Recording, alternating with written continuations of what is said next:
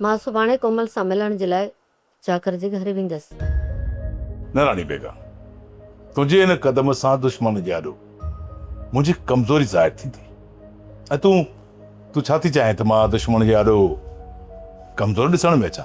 साईं, मां कोमल खां पुछण लाइ वेंदसि त हुन आख़िर इहो कदम छो खयो।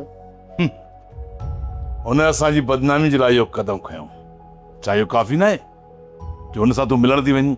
साईं, तव्हां मुंहिंजे मथां यकीन रखो। मां उते तव्हांजी कमज़ोरी न पर ताक़त बणिजी वेंदसि। मूं पहिरीं ग़लती कई जो कोमल खे ओॾां वञण ॾिनो।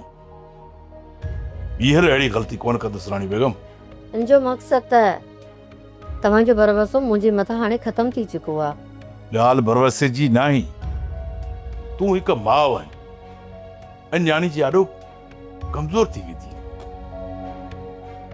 ऐं मां नथो चाहियां त मुंहिंजी घरवारी दुश्मन जे दर ते वञी ऐं बेवसी जा गुणा ॻाड़े।